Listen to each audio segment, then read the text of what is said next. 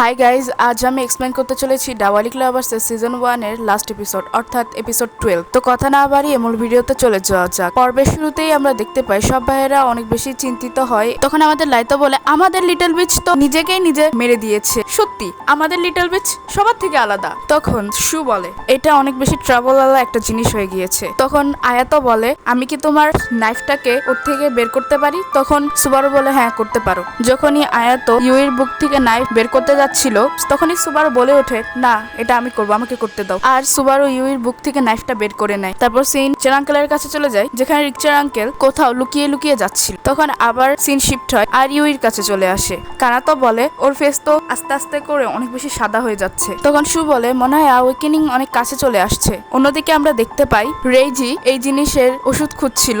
তারপর সুবারু সেই হোয়াইট রোজের বাগানে থাকে। সুবারু নাইফের দিকে তাকিয়ে বলে, আমি অনেক বেশি রেগে আছি। তখনই সুবারু নাইফকে কিস করে আর একটা ফুলকে কেটে দেয়। তারপর সিন আবার রিকচার আঙ্কেলের কাছে শিফট হয়, যেখানে রিকচার আঙ্কেল সেই সিক্রেট রুমে যেখানে কর্ডেলিয়ার ড্রেস রাখা ছিল সেখানে চলে যায়। সে সেই ড্রেসের ফুলের দিকে হাত বাড়িয়ে বলতে থাকে যে শুধু এটারই আমার দরকার। তখনই পিছে থেকে লাইতো বলে যে, ও তুমি এই ড্রেসটা এখানে লুকিয়ে রেখেছিলে, এখন আমি সবকিছু বুঝে ফেলেছি। তখন সিন আবার শিফট হয় আর সব ভাইয়েরা অনেক বেশি চিন্তায় থাকে। তখন ইউই অনেক বেশি ছটফট করছিল আর কানাতো জিজ্ঞাসা করে, ওর সঙ্গে এটা কি হচ্ছে? তখন শু বলে, মনে হয় অ্যাওয়েকেনিং স্টার্ট হয়ে গিয়েছে। তখন কানাতো বলে যে এরপরে তো আমাদের ইউইর কাছে পাওয়ার অফ ভ্যাম্পায়ার চলে আসবে, তখন ইউইর শরীরটাকে কর্ডেলিয়া নিয়ে নিবে। তখন আয়াতো বলে, এবার এসব কিছু ডিফারেন্ট হবে। তখন সিন আবার সেই সিক্রেট রুমে চলে যায়, সেখানে লাইতো বলছে, ও এখন আমি বুঝতে পেরেছি যে তুমি কেন আমার বাসায় আসতে এত ঘন ঘন, কারণ তুমি এই ডেঞ্জারাস জিনিসকে এখানে লুকিয়ে রেখেছিলে, তাই না?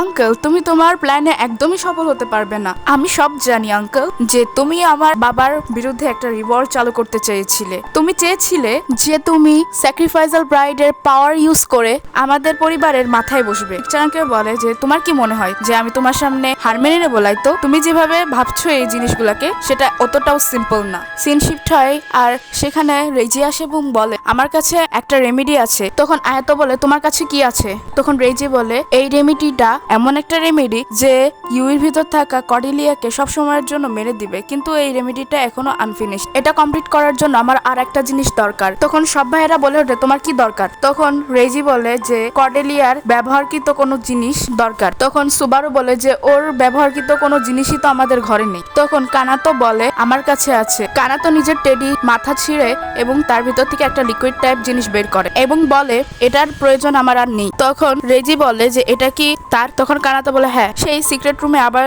সিন শিফট হয়, যেখানে লাইতো এবং রিকচার আঙ্কেলের মধ্যে ঝগড়া হচ্ছিল। এক পর্যায়ে লাইতো নিজের কাছে থাকা ক্যান্ডেল রিকচার আঙ্কেলের দিকে ছুড়ে দেয়, এতে করে সেই ঘর এবং ড্রেস সব পুড়ে যায়। ওই রুম থেকে যাওয়ার সময় লাইতো একটা ব্যাডেস হাসি দেয় আর বলে, আমি আশা করছি যে তুমি নরকে খুব সুন্দর সময় কাটাবে আঙ্কেল। সিন আবার শিফট হয়, রেজিকে দেখানো হয় সে সেই ওষুধটি তৈরি করছিল। আবারও রিকচার আঙ্কেলের দিকে সিন শিফট হয় আর দেখানো হয় যে রিকচার আঙ্কেল জ্বলে যাচ্ছে। তখন আবার সিন শিফট হয় ইউইর দিকে, সেখানে আয়াতো ইউইকে ওষুধ খাওয়াচ্ছিল। আয়াতো বলে, ইউই। তখন ইউই আস্তে আস্তে করে সেন্স ফিরে আসে। তখন ইউই বলে, হাই, আমি এখানে কি করছি? আমি কি জীবিত আছি? তখন আয়াতো বলে, হাই, তোমার এইগুলা জানার দরকার নেই। সব ভাইদের চেহারা দেখে মনে হচ্ছিল না যে তারা খুশি, তবে তারা ভিতর থেকে অনেক খুশি ছিল। ইউই উঠে বসে এবং বলে, আমি অনেক পিপাসত্ব। আর এখানে এই সিজন শেষ হয়ে যায়, অর্থাৎ ডাওয়ালিক লাভার্সের সিজন 1টি শেষ হয়ে যায়। তোমরা যেভাবে সিজন 1টিকে সাপোর্ট করেছো সেভাবে সিজন 2কেও সাপোর্ট করবে। ইনশাল্লাহ আমি সিজন 2টাও